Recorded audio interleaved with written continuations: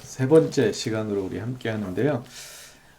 사도행전 이 7장 37절에서 43절까지는 이제 좀 더 본격적으로 이스라엘의 우상 숭배의 죄에 대해서 거론합니다. 출애굽기 42장서부터 시작되는 이 우상 숭배의 죄악을 이제 스데반이 거론하죠. 그러면서 이것을 누구와 연결시키려고 하는 거죠?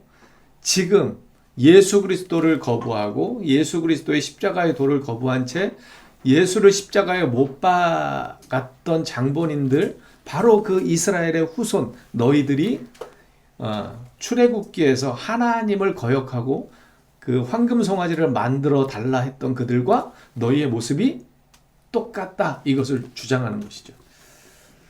오늘 이 37절에 이렇게 시작합니다. 이스라엘 자손에 대하여 하나님이 너희 형제 가운데서 나와 같은 선지자를 세우리라 하던 자가 곧 이 모세라. 그러니까 하나님이 택하시고 하나님이 세우신 자가 바로 모세인데, 그만큼 하나님의 권위가 이렇게 함께하던 자였는데, 39절에 보면 뭐라고 이야기하죠? 39절 함께 좀 읽어볼까요? 시작. 우리 조상들이 모세에게 복종하지 아니하고자 하여 거절하며 그 마음이 도리어 애굽으로 향하여, 이렇게 표현하고 있습니다. 하나님께서는 모세라고 하는 놀라운 지도자를 세우셔서 하나님께서 함께 하심을 통해서 이 이스라엘을 구원하고자 작정하셨음에도 불구하고 그들이 어떻게 했던 거예요? 37절과 38절에 보면 모세가 얼마나 훌륭한 사람인지. 왜 모세가 훌륭한 사람입니까? 그가 애굽의 왕자였기 때문이 아니라 하나님이 택하신 선지자였기 때문이에요. 하나님의 말씀을 받은 자였기 때문에 그가 훌륭한 직위를 갖고 있는 것입니다. 그럼에도 불구하고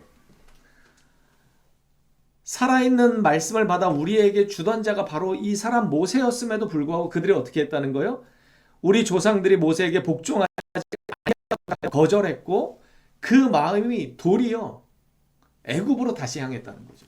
애굽에 있을 때 이들이 어떻게 했죠? 우리 지난주에 말씀을 보면 하나님이 애굽에서 이스라엘의 고통 소리, 신음 소리를 보시고 들으시고 아셔서 그들을 구원하고자 친히 내가 내려왔다, 이렇게 표현하셨거든요. 그런데 지금 그렇게 고통 소리, 신음 소리를 내던 그 사람들이 광야 가운데서 어려운 일을 당하니까 어떻게 했다는 거예요? 애굽으로 마음이 돌아섰다는 거예요. 민수기 14장에 보면 이 장면이 나와 있습니다. 온 회중이 소리를 높여 부르짖으며 백성이 밤새도록 통곡하였더라. 이게 어떠한 일이냐면요, 젖과 꿀이 흐르는 가나안 땅, 하나님이 약속하신 그 땅을 정탐하고 돌아왔어요. 40일간 정탐을 했습니다. 12지파에서 한 사람씩 뽑아갖고 12명을 보냈는데 40일 동안 정탐을 하고 왔어요. 그랬더니 정말 그 땅이 젖과 꿀이 흐르는 땅이 맞습니다. 그런데 그 땅에 살고 있는 지금 기존의 거주민들이 거인과 같아서 그들에 비하면 우리는 메뚜기에 불과합니다. 이런 보고를 한 거예요. 그러니까 땅은 맞아요. 하나님이 약속하신 땅이 젖과 꿀이 흐르는 땅이라는 거 확실함에도 불구하고 그 기존에 살고 있던 백성들이 우리들과 비교해 보니까 우리가 절대로 싸워서 이길 만한 존재가 아니라는 그 보고에 마음이 무너져 내렸어요. 그래서 그들이 어떻게 하고 있냐면 온 회중이 소리를 높여가지고 부르짖으면서 백성이 밤새도록 통곡하는 거예요. 마치 위대한 지도자가 죽어서 초상이 난 것처럼, 아니면 하나님께 버림을 받아서 그렇게 슬퍼하는 것처럼 그렇게 울고 있다는 거죠. 그러면서 이스라엘 자손이 뭐라고 그럽니까? 2절 한번 읽어볼까요, 우리? 시작. 이스라엘 자손이 다 모세와 아론을 원망하며 온 회중이 그들에게 이르되 우리가 애굽 땅에서 죽었거나 이 광야에서 죽었으면 좋았을 것을. 죽는 게 좋습니까? 아니죠. 그들이 하나님께 뭐라고 기도했냐면요, 살려달라고 기도했을 거예요. 분명합니다. 이 고통 가운데서 건져달라고 기도했을 것이고, 이 어려움 속에서 이제 해결받기를 원한다라고 하나님 앞에 기도하고 신음소리를 냈을 거예요. 그래서 하나님이 움직이기 시작하셨는데 그들이 죽음의 위기를 딱 느끼니까 어떻게 해요? 차라리 애굽 땅에서 죽었을 걸. 광야에서 차라리 죽었을 걸. 저렇게 거인들을 대적하게 될 줄이야 어떻게 알았나? 거인들을 보는 순간 무너져 내리는 거예요. 내 상대가 안 되는데, 내가 그의 적수가 안 되는데, 야, 차라리 죽는 게 낫지. 쟤들한테 맞아 죽는 건 더 고통스러울 거 아니야. 이렇게 생각했던 거예요. 자, 3절도 읽어볼게요. 시작. 어찌하여 여호와가 우리를 그 땅으로 인도하여 칼에 쓰러지게 하려 하는가? 우리 처자가 사로잡히리니 애굽으로 돌아가는 것이 낫지 아니하랴. 차라리 거기서 노예로 살다가 죽으면 우리 처자가 사로잡혀서 저들에게 겁탈을 당하고 이런 일은 겪지 않을 텐데, 이건 뭐 더 정말 어려운 일을 겪게 되었으니까 이렇게 불평하는 거죠. 왜 이런 불평을 할까요? 이들이 정말 이 일을 겪게 될 것이 두렵기 때문이기도 하지만, 이들에게 한 가지 하나님의 원대한 계획을 그들은 알지 못합니다. 하나님의 의도를 파악할 만한 믿음이 없는 거예요. 그 현실의 눈에 딱 어두워져 가지고 그 너머를 바라보지 못하는 거예요. 답답한 거죠.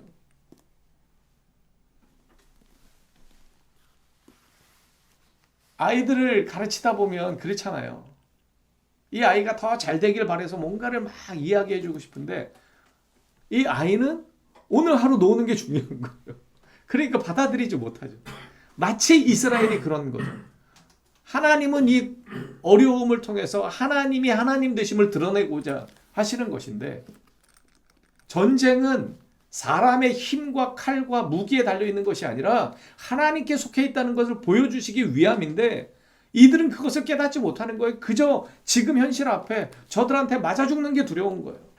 그래서 누구를 원망하는 거예요? 하나님을 원망하는 거예요. 왜 우리를 여기까지 끌고 오셨냐? 차라리 거기서 죽게 하지. 하나님이 정말 이스라엘을 죽게 하시려고, 이 거민들에게 맞아 죽게 하시려고 여기까지 데리고 오셨을까요? 그것은 하나님을 모르기 때문에 하는 말입니다. 우리는 그래서 말씀을 늘 가까이 하고 기도의 자리를 지켜야 하는 이유가 있는데, 기도하다 보면, 말씀을 자꾸만 읽다 보면 하나님이 어떠하신 분인지 그나마 어떤 윤곽을 우리가 볼 수 있어요. 그 윤곽이 더 뚜렷해지면 뚜렷해질수록 우리의 삶에 어떤 어려움이 닥쳐도요, 우리는 담대할 수 있습니다. 왜냐하면 나의 참 보호자가 되시고 인도자가 되시는 주님이 나의 등 뒤에 버티고 계시다는 것을 우리는 알기 때문이에요. 그리고 우리는 죽어봐야 천국을 보장받은 사람들입니다. 죽어봐야 영생의 삶을 시작하는 사람들이에요. 이 육신의 죽음이 우리에게는 끝이 아니라 새로운 영화의 시작이기 때문에 그렇습니다. 근데 그걸 알지 못하면 지금 이 현실의 위협 앞에서 마음이 무너져 내리는 것을 감당할 방법이 없는 거예요. 그래서 그들은 무너져 내린 것입니다. 그리고 지금도 그러는 것이죠. 이것이 바로 노예 근성입니다. 자유를 주시고자 하시지만 그 자유를 누릴 만한 그릇이 못 되는 거예요. 마음밭이 안 되는 거예요. 그래서 차라리 그냥 거기서 노예로 살다가 죽게 내버려 두시지, 이런 이야기를 하는 것이죠. 그러면서 40절에 보면은요, 그들이 이렇게 요구합니다. 이 출애굽기 32장 1절의 말씀을 그대로 인용한 것인데 40절 함께 읽어볼까요? 시작. 아론더러 이르되 우리를 위하여 만들라. 애굽 땅에서 우리를 인도하던 이 모세는 어떻게 되었는지 알지 못하노라 하고. 여러분, 여기 보면요, 우리를 인도하던 이 모세가 어떻게 되었는지 우리가 알지 못한다. 이제 관심 없다. 하나님의 말씀을 받으러 간 이 모세가 40일 동안 내려오지 않으니까 이제 이 모세는 우리에게 더 이상 중요하지 않다는 거예요. 그런데 이게 되게 중요한 것이요, 모세는 누구예요? 아까 37절 38절에 모세에 대해서 설명하잖아요. 하나님이 너희 형제 가운데서 나와 같은 선지자를 세우리라 하던 자가 곧 이 모세라. 38절에도 보면 살아있는 말씀을 받아 우리에게 주던 자가 이 사람이라. 이게 어떤 의미냐면요, 하나님과 함께 하고 있다라는 증거가 바로 37절과 38절의 말씀이에요. 그러니까 모세는 곧 하나님의 임재를 상징하는 인물이에요. 그런데 지금 이 사람들이 어떻게 해요? 모세가 어떻게 되었는지 우리는 관심 없다. 이건 뭐죠? 모세에게만 관심이 없다는 게 아니라 하나님께도 관심이 없어졌다. 출애굽기 32장 1절의 말씀을 보면요. 백성이 모세가 산에서 내려오미 더딤을 보고 모여 백성이 아론에게 이르러 이렇게 말합니다. 우리를 위하여 우리를 인도할 신을 만들라. 이게 우상 숭배의 정체성입니다. 본질이에요. 누구를 위해서 만들라는 거예요? 우리를 위해서, 나를 위해서 만들라는 거예요. 여러분, 우상과 참 하나님의 차이는 뭐냐면요. 우상은 우리가 만들어내는 것입니다. 누구를 위해서요? 나의 만족을 위해서. 나의 행복을 위해서, 나의 즐거움을 위해서 우리가 충분히 만들어낼 수 있는 거예요. 그래서 하나님의 자리를 그러한 것으로 대체하죠. 그것이 가족이 될 수도 있고 남편이 될 수도 있고 아내가 될 수도 있고요. 물질이 될 수도 있고 다른 여타 그런 것들이 될 수 있습니다. 그것을 통해서 만족을 얻으려고 하는 순간 그것이 바로 우상임을 우리는 경계해야 합니다. 내가 무엇 때문에 만족하고 있는지 여러분 잘 살펴보십시오. 내가 하루 중에 무엇 때문에 웃고 무엇 때문에 기쁘고 무엇 때문에 정말 이 마음의 평강을 누리고 있는지 잘 생각해 보십시오. 그것이 하나님 말고 예수 그리스도 말고 십자가의 은혜 말고 다른 것이 다 채워져 있다면 우리도 우상 숭배의 죄악 가운데 빠져 있다는 것입니다. 지금 이들은 뭐라고 그래요? 우리를 위하여 만들라 이렇게 요구합니다. 우리를 위하여. 하나님을 위하여가 아니라 하나님의 영광이 드러나게끔 그것을 만들라는 게 아니라 우리의 마음의 안정을 위하여 그것을 만들라 이렇게 요구합니다. 이게 우상 숭배의 본질입니다. 지금도 이러한 일들이 크리스찬 안에서 너무나 많이 일어나고 있습니다. 하나님을 믿고 십자가의 도를 의지한다고 하면서도 나의 만족이 채워지지 않으면 나의 이 공허한 마음이 채워지지 않으면 예배도 필요 없다고 여깁니다. 예배는요, 우리에게 참 만족을 얻게 합니다. 그런데 그렇지 않을 때도 있습니다. 그럼에도 불구하고 우리는 예배해야 합니다. 왜냐하면 예배의 대상이 하나님이시기 때문입니다.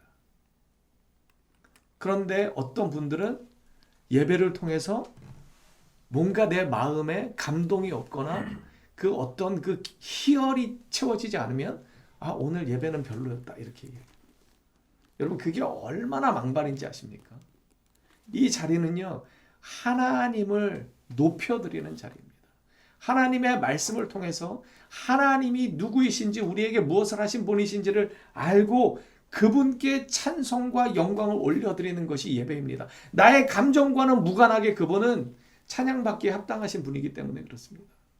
그래서 우리는 언제 어느 때 어떠한 상황에서도 주님을 예배하는 자리에 있어야 하는 것입니다. 그런데 지금 이들은 어떻게 요구합니까? 우리를 위하여 우리를 인도할 신을 만들라. 우리를 위하여 만들라. 이것이 바로 우상숭배의 본질입니다. 갈라디아서 2장 20절 우리가 잘 알고 있는 말씀인데요. 뭐라고 고백합니까? 이제는 내가 사는 것이 아니요 오직 내 안에 그리스도께서 사시는 것이라. 이 말은요. 나는 죽고 예수가 사는 삶을 이야기하는 것입니다. 나의 자아는 죽이고 내 안에 성령 하나님이 일하실 수 있게끔 내가 그 성령 하나님이 일하실 수 있게끔 내 자아를 죽이고 하나님의 영광을 위해서 살아가겠다라고 하는 놀라운 믿음의 고백이고 다짐입니다. 로마서 14장 8절은 좀 더 우리에게 더 분명하게 이야기합니다. 함께 읽어볼게요. 시작. 우리가 살아도 주를 위하여 살고 죽어도 주를 위하여 죽나니 그러므로 사나 죽으나 우리가 주의 것이로다. 이를 위하여 그리스도께서 죽었다가 다시 살아나셨다. 이렇게. 이것을 위해서 우리가 주님을 위해서 죽고 사는 존재가 되게끔 하기 위해서 우리를 위해서 죽으시고 살아나셨다는 거예요. 왜 우리에게 부활의 생명을 허락하셨는가? 우리는 이제 나를 위해서 사는 자가 아니라 예수 그리스도의 영광을 위해서 사는 자로 변화되게끔 하기 위해서 우리에게 거듭난 생명을 주신다는 것입니다. 그런데 많은 이들이 착각합니다. 예수를 믿고 이제 영원한 생명 얻었으니까 이제 이 땅에서도 좀 잘 되고 예수를 힘입어서 뭔가 좀 회복해보자. 그런데 회복이 안 되면 어떻게 해요? 애굽으로 돌아갈 걸. 차라리 11조 안 내고 주일날 편히 쉬고 양심에 덜 가책을 받고 적당히 편법도 저지르면서 살면 좀 나을 걸. 어쩌다가 내가 예수를 믿어가지고 편법을 저지를 때마다 가슴이 아프고 하나님이 걸리고 말씀이 걸리고. 여러분, 그런데 우리는 새 생명을 얻었습니다. 이제는 나를 위해서 사는 자가 아니에요. 그런데 이들이 어떻게 얘기하는 거야? 나를 위하여 만들어 달라. 나를 위하여. (41절의) 말씀은 더 기가 막힙니다. 함께 읽어볼게요. 시작. 그때 그들이 송아지를 만들어 그 우상 앞에 제사하며 자기 손으로 만든 것을 기뻐하더니. 이제 자기들을 위해서, 자신들을 위해서 만들라고 요구한 다음에 그것을 만들어 놓고 자기 손으로 만든 것을 기뻐하는 거예요. 그러니까 자기 손으로 만든다는 게 뭐예요? 우상이죠. 하나님을 우리가 만들 수 있습니까? 말도 안 되는 이야기죠. 내가 만들었다고 하는 이 말, 자기 손으로 만든 것이라고 하는 이 표현은요, 이것이 진정한 우상의 모습이라는 거예요. 우리가 만들어낼 수 있는 것은요, 다 우상입니다. 하나님을 우리가 만들어낼 수 있습니까? 아니요, 절대로 그럴 수 없습니다. 그분은 처음부터 계신 분이셨습니다. 그래서 모세를 만났을 때 뭐라고 말씀하셨습니까? 나는 나다라고 표현하셨어요. 나는 나다. 에고 에이미. 나는 스스로 있는 자다.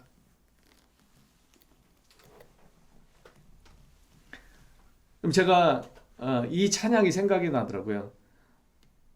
나의 만족과 유익을 위해 가지려 했던 세상 일들 이젠 모두 다 해로 여기고 주님을 위해 다 버리네. 이 찬양의 가사가 참 많이 생각이 났습니다. 이스라엘, 그리고 지금 우리가 버리고 있는 이 우상 숭배의 본질을 정말 잘 꿰뚫어 본 찬양이라는 생각이 들었습니다. 나의 만족과 유익을 위해 가지려 했던 세상 일들 이젠 모두 다 해로 여기고 주님을 위해 다 버리네. 내 안에 가장 귀한 것 주님을 알미라. 모든 것 되시며 의와 기쁨이 되신 주 사랑합니다. 여러분, 아까 뭐라고 그랬습니까? 자기 손으로 만든 것을 그들은 기뻐했어요. 그런데 이 찬양의 가사는 뭐라고 이야기합니까? 모든 것 되신다. 우리에게 모든 것이 되시고 의가 되시고 기쁨이 되시는 주님이라고 고백합니다. 여러분, 우리에게 기쁨은 오직 주님이어야 합니다. 이것이 변할 때 우리는 하나님을 멀리하게 되는 것입니다. 다른 것에서 기쁨을 찾으려고 하는 그 순간 우리는 하나님을 거부하는 자리에 서게 되는 것입니다. 시편 16편의 말씀에는요, 이런 말씀이 있습니다. 주께서 생명의 길을 내게 보이시리니 주의 앞에는 충만한 기쁨이 있고 주의 오른쪽에는 영원한 즐거움이 있다. 여러분, 주님께 기쁨이 있습니다. 주님께 영원한 즐거움이 있습니다. 믿으십니까? 아멘. 주님께 가까이 하는 자가 영원한 기쁨과 즐거움을 누릴 수 있는 것입니다. 그러면서 42절과 43절에 하나님의 말씀이 이어집니다. 하나님이 외면하사 그들을 그 하늘의 군대 섬기는 일에 버려두셨으니 이는 선지자의 책에 기록된 바 이스라엘의 집이여 너희가 광야에서 40년간 희생과 제물을 내게 드린 일이 있었느냐. 드렸습니다. 40년 동안 광야에서 하나님께 제사를 드렸어요. 드렸습니다. 그런데 왜 이렇게 반문하고 있습니까? 그들의 마음은 정말 주님을 향해서 예배하지 않았기 때문이에요. 그러면서 몰록의 장막과 신 레판의 별, 그 우상들을 이야기합니다. 이것은 너희가 절하고자 하여 만든 형상이다. 너희가 만든 형상이에요. 너희가 절하고자, 너희의 마음의 만족을 얻고자 만들어낸 너희의 형상이라는 거예요.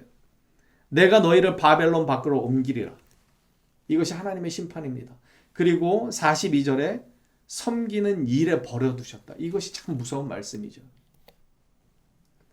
아모스 5장에 보면 오직 정의를 물같이 공의를 마르지 않는 강같이 흐르게 할지어다 이렇게 표현하면서 25절에 보면 이스라엘 족속아 너희가 40년 동안 광야에서 희생과 소제물을 내게 드렸느냐? 너희가 너희 왕 식국과 기운과 너희 우상들과 너희가 너희를 위하여 만든 신들의 별 형상을 지고 가리라. 겉모습으로는 하나님을 예배하고 제사했지만 그들이 다른 우상에게 마음을 빼앗겼다는 거예요.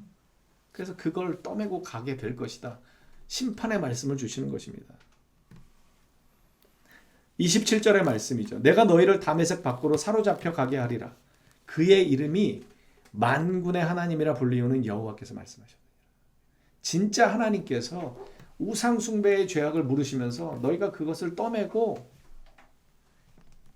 떨어져 나가게 되리라 이렇게 표현하시는 거예요. 여러분 사무엘 상장 15장에 보면 사울이 제사를 지내잖아요. 자기가 제사장이 아님에도 불구하고 제가 여러 번 이 본문을 말씀드린 적이 있는데 이게 뭐냐면 적군은 자꾸만 모여들고 있고 우리 아군은 흩어지고 있습니다. 오겠다고 했던 사무엘, 하나님의 임재를 상징하는 사무엘은 오지를 않아요. 그러니까 사울이 어떻게 해요? 자기가 번제를 드리죠. 그때 사무엘이 오면서 와가지고 이렇게 이야기하죠. 사무엘이 이르되 여호와께서 번제와 다른 제사를 그의 목소리를 청종하는 것을 좋아하신 같이 좋아하시겠나이까? 순종이 제사보다 낫고 듣는 것이 순양의 기름보다 낫다. 하나님의 말씀을 어기고 제사를 지낸 이 사울을 향해서 사무엘이 하는 이야기예요. 순종이 제사보다 낫다. 여러분 순종이 제사보다 나은 이유가 뭘까요? 혹시 생각해 보신 적 있으십니까? 순종이 제사보다 낫대요. 제사를 드리려면요 여러 가지 그 준비 과정이 필요합니다. 여러 가지 그 준비 과정이 필요해요. 절차도 준비해야 되고 제물도 준비해야 되고 결코 쉬운 것이 아닙니다. 그럼에도 불구하고 사무엘이 왜 순종이 제사보다 낫다라고 이렇게 표현했냐면 순종은요 하나님께 대한 전적인 신뢰가 없이는 불가능하기 때문입니다.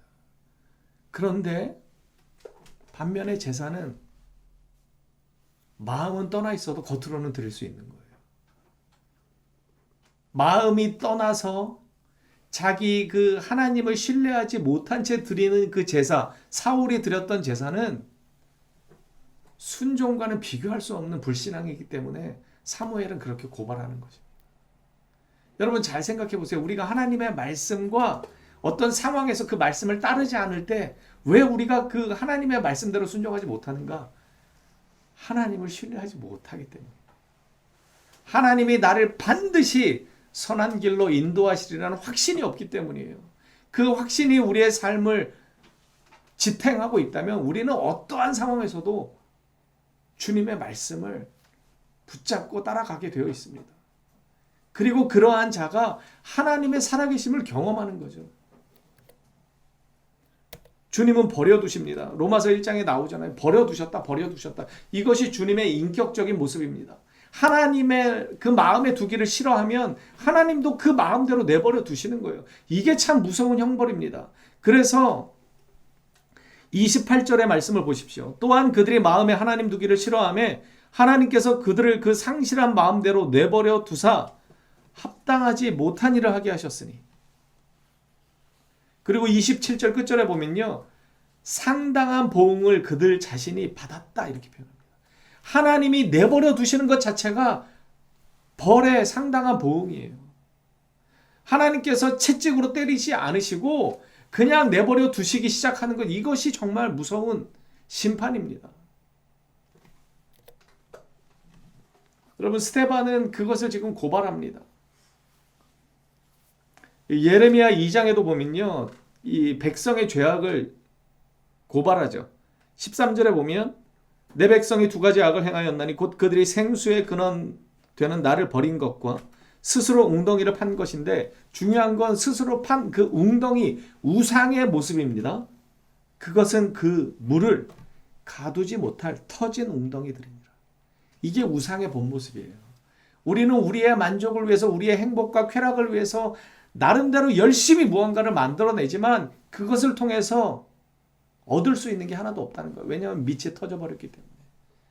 아까 시편 19편의 말씀처럼 오직 주께만 기쁨이 있고 즐거움이 있습니다. 그런데 주님을 떠나서 그것을 찾으려 한들 찾아지겠습니까? 여러분, 우리는 예수님께로 돌아갈 필요가 있습니다. 예수님이 십자가를 지시기 전에 어떻게 고백하셨습니까?